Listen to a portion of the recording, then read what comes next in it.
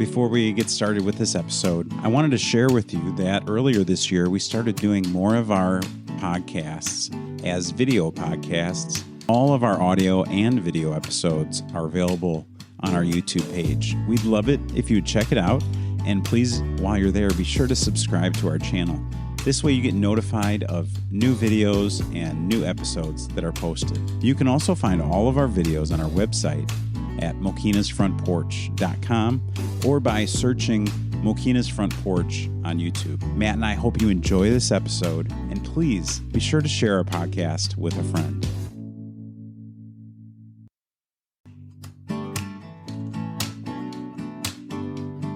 Heather and Megan, thank you both for joining me today, both as representatives for the Mokena Teachers Association. Is that right? Yes. Okay. And do you want to just introduce yourself and tell us where you teach? Yes, I'm the co-president of the Mokena Teachers Association, and I'm also a speech-language pathologist at Mokena Elementary School. Great. And I'm a fourth grade teacher at Mokena Intermediate, and I'm not on the MTA board, but I'm currently on the board of directors for the IEA. Okay, so talk a little bit about that. I'm not a teacher, so I don't know all the connections of the Illinois, and I noticed, so we're meeting largely because of the endorsement. The Teachers Association endorsed the 4 incumbents that are running, but I did notice it's has the Illinois Education Association. So just maybe explain first how the unions, like how everything filters down to you as teachers in the district. Well, the IEA is the Illinois Education Association, and they provide support to the local unions. So the Mokena Teachers Association is a teachers union, and they really believe in electing friends of education. So I can read a little statement so that you kind of get an overview of how we do it. So the Mokena Teachers Association believes in working to elect people to school boards, specifically our school board, that will make a difference for quality education. We work to develop procedures for interviewing and recommending candidates. Recommendations are based on the candidate's record of support and performance on public education issues. We consider anyone we recommend to be pro-education candidates, and our recommendations are not determined by partisan politics, and they're considered education party candidates. So the way we have ran it, it's kind of developed through the years, and we can kind of give you a little bit of a history of that. But in this recent recommendation, we have our own team of teachers that is just for this, for our political action committee. And we reach out to all of the candidates and we send them questions that we're interested in about how they feel about education policy, what the strengths of our school is, what they see as the weaknesses of our school. And then we invite them to a forum. And we held that forum in January, was it? Yes, January 10th, I believe, at Mokena Junior High. So they each came to that and they were each given 15-minute time slots. So they appeared at different times. We staggered them. So they was it December 10th? Yeah, December 10th. Sorry, thank you. Okay. And we stagger them, and then we have moderators, and they have specific questions that all of them get. The last question this year was a little bit geared towards something of a way they answered a certain question. So they had a more personalized question at the end. But it's 15 minutes. They get to kind of explain why they want to be on the board, answer our questions. And then at the end of that, we have a discussion. We invite all of the teachers and educators to come. We also invite our classified staff, our paraprofessionals, our secretaries, everyone that basically works in the school. And then they're able to give us our input. And then we kind of take a vote to see who the top candidates are. And that's how we go about making our recommendation. Okay. So, and how many questions are the candidates asked in that questionnaire? The questionnaire was about 8 questions, I would say. Okay. And then in the forum, it was, I think, 5. 5 questions. And did all the candidates participate? Yes. They did. Okay. Yes, they great. all participated. And is that kind of typical? Do you usually get all the candidates that are running that want to be a part of this? It is a requirement to receive an endorsement that we have to have that kind of interview. Okay, great. And so you went over the endorsement process, or kind of, but so at the meeting, and then so the candidates are allowed to speak for a few minutes, but are teachers asking questions, or are they predetermined questions? They're predetermined, yes. Okay. So no one in the audience is asking questions. Okay. Yeah, it's predetermined, and it's just basically two moderators, someone who's keeping the time to make it fair. And what was the time frame you said they had to speak? 2 minutes for each question. 2 minutes for So it each was question. about what they were up there about maybe 15 minutes. I think so. Yeah. And all the candidates completed the full questionnaires. And do you know how many of the teachers were involved in this endorsement session? I don't believe I counted them. No, we didn't count them. Yeah. Oh, okay. I'm not sure. All right. And then maybe give us kind of an example. What are some of the questions that you would have asked the candidates? You want to take that? Do you Oh remember? gosh, I don't remember. Anything maybe you gear it towards? I think it was kind of like how they view the school board as a government kind of entity, and how they would be as a board member. Would they, would they look at it as being involved in the classroom, or, being involved, from afar, what the difference is between how they view the difference between an administrator and a board member. Just kind of seeing how they view it. And and then of course, we may be asked a question about something of how they answered a question specifically for that last one. Trying to think of what else. I wish I had them in front of me, but I don't remember. But that's basically just to get an understanding. I mean, the first big question is, why are you running for the board? So they, give their input there. And what do you think the issues are that the teachers think are important in this election? Well, I mean, I think that we could kind of, this is the second time we really ran a forum. A long time ago, we went into this not wanting to be on the sidelines anymore, because we are the big stakeholders. We're in the classrooms, we're teaching the kids. And, in the history of Mokena, we went through a very dark time in our district, where we were having failed referendums. We were in financial distress. We were losing activities, Yeah. extracurricular sports, music, Yeah. losing teachers because either they left the district because of where it was headed, or we had cutbacks and we had to lose our teachers. So we had a hard few years Yeah. before some of these board members came on. Right. And so I think we learned from that we really need to be involved each time. I mean, unfortunately, for numerous years between that time and then this time, we haven't had a lot of people running for the school board. We were like, there were years where it's like, okay, is someone going to run for the school board? And Where they had to find fill that someone spot. to fill the spot. Correct. And so we didn't really have to do this. There wasn't really much of a choice. But now in these latter years, we're seeing a lot of people running. Usually they have something in mind, a particular cause of why they're running. So we want to learn about that. And so we thought this is a necessary step. We have had, we went to workshops through the IEA. I went to a training session for grassroots organization.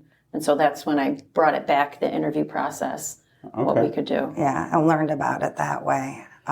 So once you've gone through, and obviously you're sending out mailers like this, and I saw the Facebook page. What other kind of support are you giving to the candidates after they've received your endorsement? Well, there'll be more mailers.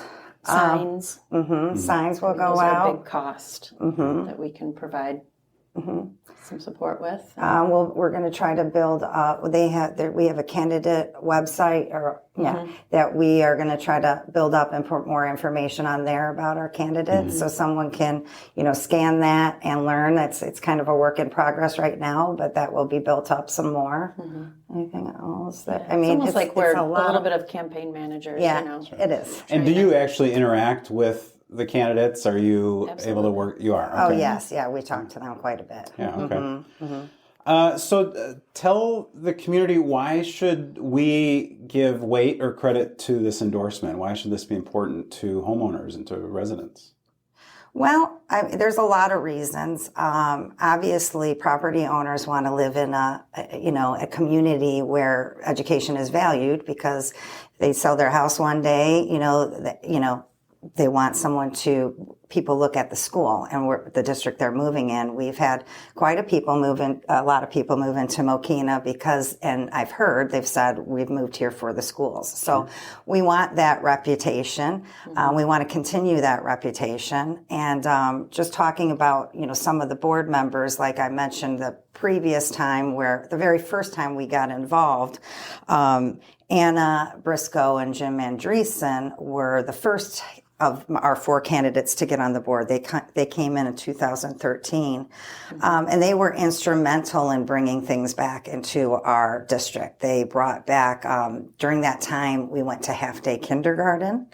They helped to bring back full-day kindergarten. They helped to bring back sports in the gyms, music, all of that we were lacking. Smaller class sizes. Yeah, smaller class sizes.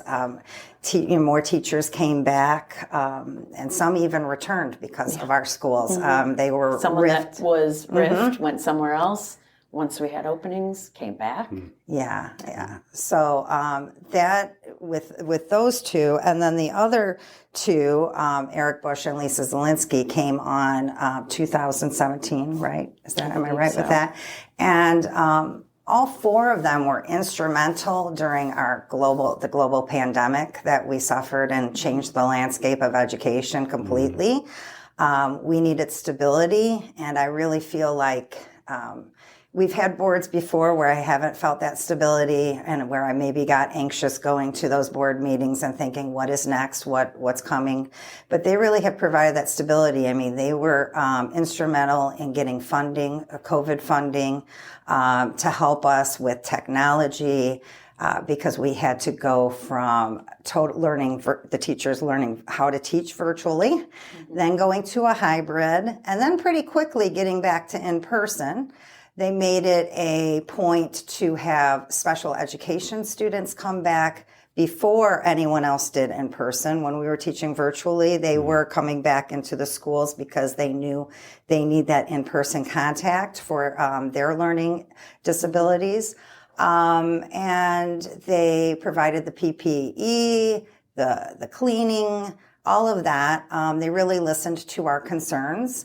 They also listened to our concerns about running out of sick days, because, at that time we were testing, or someone in your family had COVID and you had to quarantine, and it's a very female-dominated profession, right? So, the moms a lot of times stay home with the kids, and we're losing a lot of days.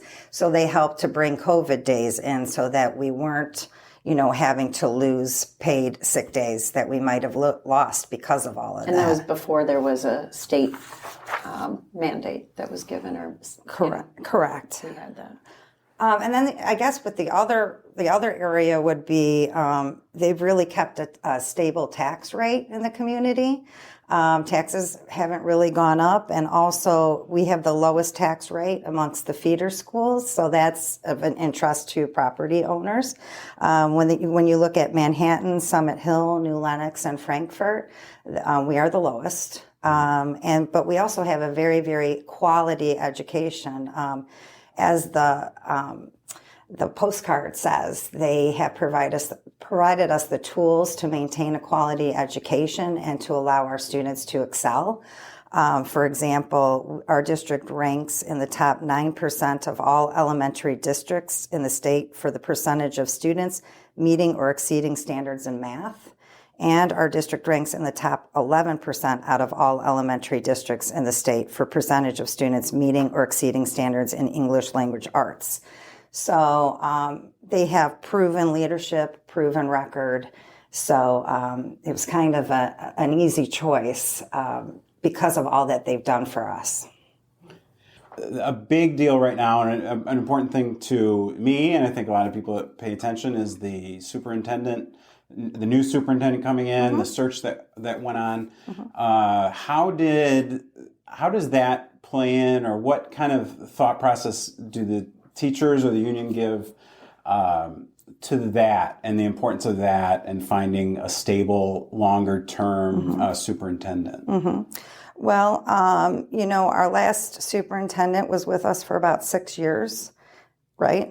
Started with the pandemic, right? Yeah, with the pandemic. So I think he it was was 4 years. Yeah, was it 4? Around 4 years. So he was with us for a little while. We were happy that the board brought back Steve Stein, who has a history in our district. So he's helped to provide stability this year with finding someone. And also they have involved us, the board has involved us in that superintendent search. So I was part, as well as other teachers, that got to be part of the interview process. So we were part of that with a number of candidates, and we were able to vote, and that's how they involved us. So it was nice. Any thoughts on the new superintendent? I've not met him, so I don't know. He seems very nice. Yeah, Okay. I mean, I haven't- I hope got to that meet he's him yet. in for the long haul. Yeah. It'd Yeah. be nice to have someone stick around. From what I hear, he's very engaged, very excited to come on. He's planning on coming on before his term starts to meet everyone. So I believe there's meet and greets, with the staff that where we're going to each meet him at all the schools. He's going to tour the schools. He wants to learn about us before he actually starts on. Usually they start July 1, I believe, our superintendents. So I think we're going to see a lot of him before the actual start date, which is good. Yeah, very good. Good. Well, as I said, so if there's anything else you want to share? Well, I just hope that we have a good turnout for voting, because I know that with these kinds of elections, not everyone comes out for it. So I hope people get in for early voting or get out there April 1st. Yeah, I believe it's spring break. So if you can, early vote. Yeah, that's important too. If you're able to early vote, that would help too. Yeah, and like you said, the numbers are so low